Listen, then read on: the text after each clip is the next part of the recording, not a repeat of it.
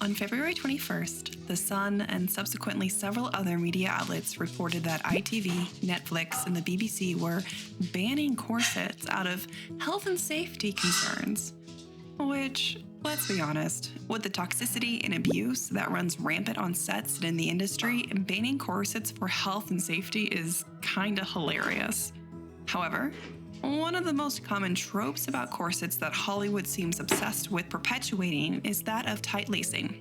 Actresses on set consistently complain of how tight the corset is, how cinched their waist was, how they couldn't breathe, etc., etc. All with the journalists, producers, directors, and sometimes even the designer themselves quoting some sort of historical, big air quotes there, fact about how restrictive, tight, and harmful corsets were back then. While tight lacing did occur, it was not the normal or recommended practice for corset wearing in any century. From my research, I've been able to determine two types of tight lacing. First is that kind of standard vanity practice of lacing your corset tight enough to achieve a 3 to 6 inch reduction on your waist and was discouraged in ladies' magazines and also medical journals. The second, which I'm still in the middle of researching, is the historical practice of tight lacing as a part of a fetish or a kink. This version of tight lacing is very different than normal tight lacing and has some really concerning roots that I'm not actually comfortable discussing yet, and it does not have any associations with modern tight lacing or waist training practices. So with all that clickbait, rage-farming hullabaloo, I, being the stubborn fashion historian that I am, decided that I was going to prove a point by mimicking what those articles claim happens to actresses. I'm gonna wear a traditional, tight-laced Edwardian era reproduction corset, the Atelier Self Reference W, which is going to give me a 4-inch waist reduction from my uncorseted waist, and I'm going to wear it for 12 whole hours and document the experience. This is that vlog. It's also a low-key, like, day in my life sort of vlog, so if you kind of want to know what I've been up to, here you go.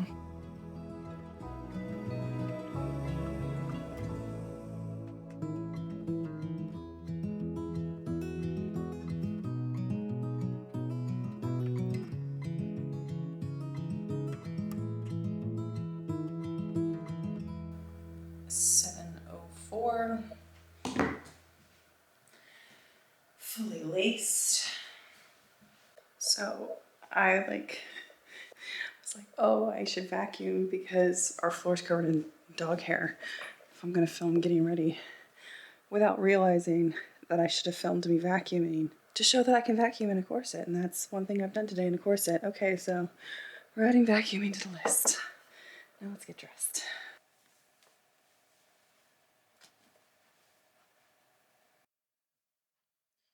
This is gonna have to do because we're taking the Subaru to the dealership to get it like serviced.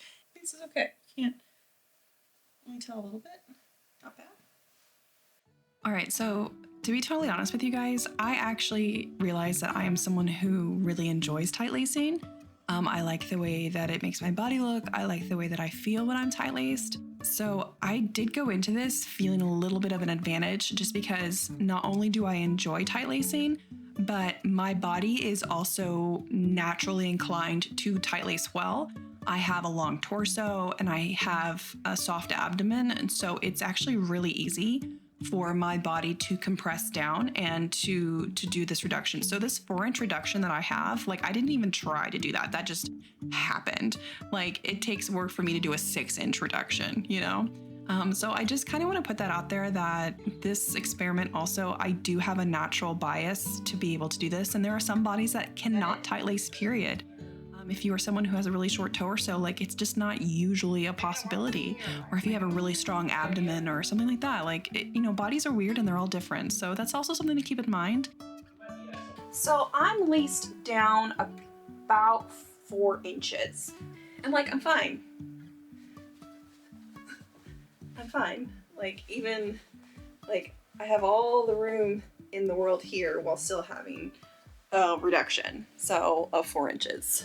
Hello, it's sponsor time. Today's sponsor is actually Skillshare, and I'm so excited because I love Skillshare. I think they're just fantastic. And if you're not familiar with Skillshare, they're actually an online learning community where you can take thousands of different classes on just like every subject under the sun, it seems like. Specifically, I have something really exciting to share with y'all, which is that Skillshare has recently released some new sewing classes, specifically with Robin Burgess, who is Style and Seam Dreams on Instagram. I've been following her for a couple years now, and she just does fantastic work. The classes that she just released are just a nice assortment of things. There's a fitting class, a clothing design class, like how to make a little zippered pouch, and like the basics of sewing. But if you don't want to do machine sewing and you're more interested in learning how to hand sew, Bernadette Banner also has her hand sewing course on Skillshare too. Now, some of you all might be out there watching going, Abby, I would love to know how to sew, but I am scared shitless of needle and thread. Skillshare has a class for that too. They have entire courses on building your creative confidence, and let's be honest, we need that. If you are someone who wants to get started in a new creative endeavor, but you're just feeling a little unsure, I have a course for you. The first one to check out is Unlocking Your Potential by Emma Gannon, and the other one is Creative Confidence by Eugenia Washington. Both of those classes are short, sweet, to the point, and all about helping build your confidence in your creative endeavors. The first 1,000 viewers who click the link in the description below will get a 1-month free trial of Skillshare, so that way you can give it a shot and see if you like it. You will like it. It's fantastic. Thank you to Skillshare for sponsoring this video.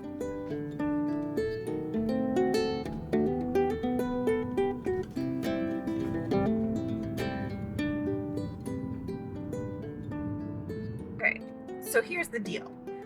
I actually hate driving in a corset.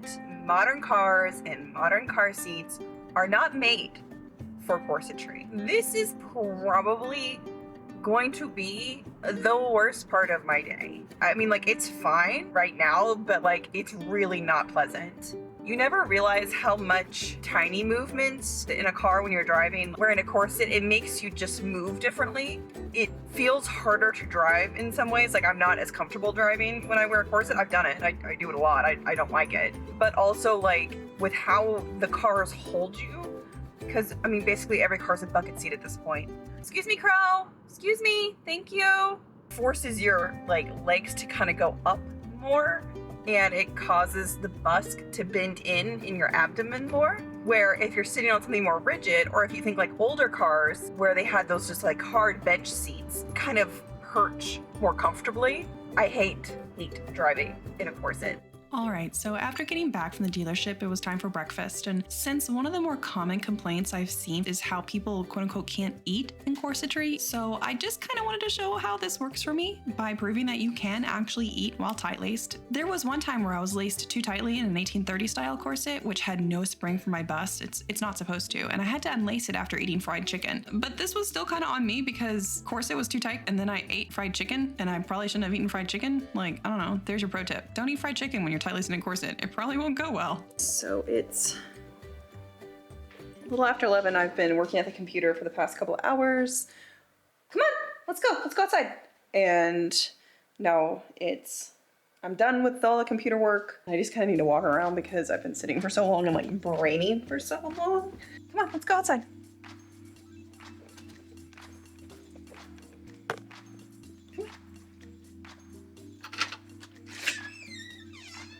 What are you doing? Come on.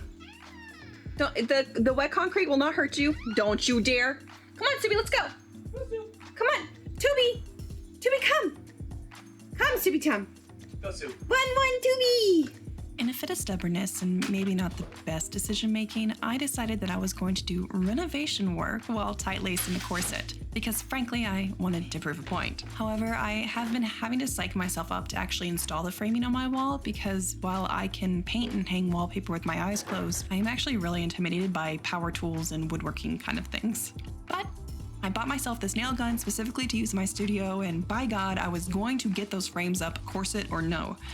However, I still needed to re-watch Home Renovision, aka Canadian Dad. I don't know if anyone else calls him that, but I do. He's Canadian Dad. I watched his video on how to do this for like the 100th time while I was eating lunch, just to kind of help give me that extra boost of confidence. How do you know? How do we know that you're still wearing a corset? Let me show you. That's how you know. I have the corset. Almost 7 hours in this thing, tight-laced. I'm not thrilled. Like, I'm not really in like pain. I'm just like acutely aware of my abdomen and the pressure on my stomach, lower abdomen, and just a little bit of pinching just because it nips in so strongly. But other than that, it's fine. Like my breathing's fine. Like my upper chest is fine. It's literally just around my abdomen. You know, I've been in this thing for almost 8 hours and I'm done. I'll keep going. I'll wear it till 12 for 12 hours. Like, that's fine. But probably once I get moving more too, that'll be better because I've just done a lot of sitting today. Sitting in corsetry is like, it's just, I want to stop getting up. Why is everything so far away? No. I'm so sad right now. Okay, so while sitting on the floor in my corset and bending over into this distorted cinnamon roll-like position to try and do the bottom part of this wall framing was the absolute worst. Like, it was literally worse than being in the car. I still managed to get it done, but surprise, surprise, like, corsetry isn't made to do this kind of work. In other news, I'm almost finished with my studio and I will have a video out about it in April, I think, hopefully, maybe May, we'll see. But I'm really happy with how this turned out. And I'm really proud of myself. I was really scared.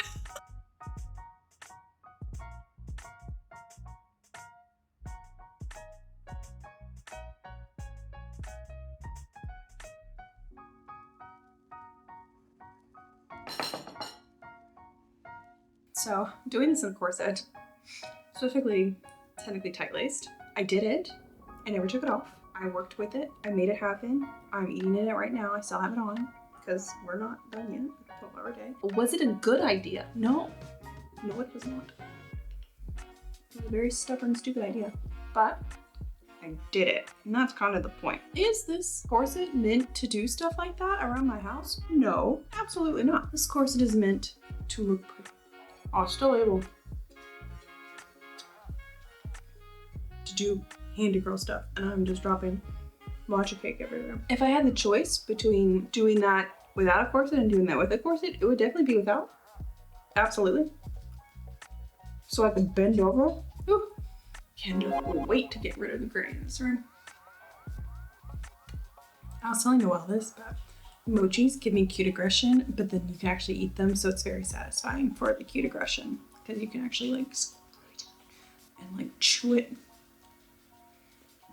It's fine. And since the weather was so nice, I got like really excited after getting all the stuff hung on the wall. I took Subi out on a hot girl walk. I was actually a little apprehensive that I would have a hard time since I was tight-laced, but actually I felt great on the walk. Honestly, it was probably the most comfortable I had been all day, especially after being all twisted up like that. This walk actually really helped solidify to me that when you are tight-laced, it's better to actually be standing and moving instead of sitting.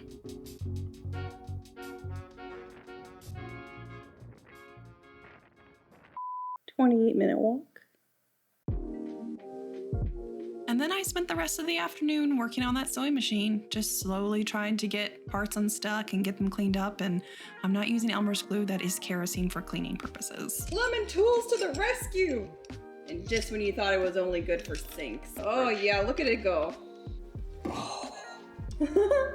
Oh my gosh.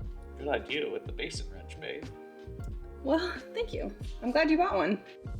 All right, so I'm gonna be really honest here. By the time dinner rolled around, I was so done with wearing that corset and being tight-laced. It kind of reminded me of when you're in your last class of the school day and like you're just staring at the bell, waiting for the bell to go off so you can go home. That's kind of what I was doing, waiting for like 7:04 to roll around so I can get out of it. But I do think this is actually a good time to ask that if you did like this video, to please give it a thumbs up. I've never done a vlog like this before. It's 7. I did it, 12 hours. And your feedback would be appreciated in the comments below. And also, if you haven't subscribed to my channel, now is a great time to do so. And thank you guys so much for watching and hanging out with me on this cinnamon roll tight lacing corset sort of day. Look at me go. You just ripped that thing off, babe. Yeah, you can do it. I know that one is just a pain in the ass to get off. You're right. Okay, you're almost there. Freedom. You're so close. Yes. Release the Kraken! Scratch! Oh, it's so good. There is nothing better than a post-corset itch. Oh, I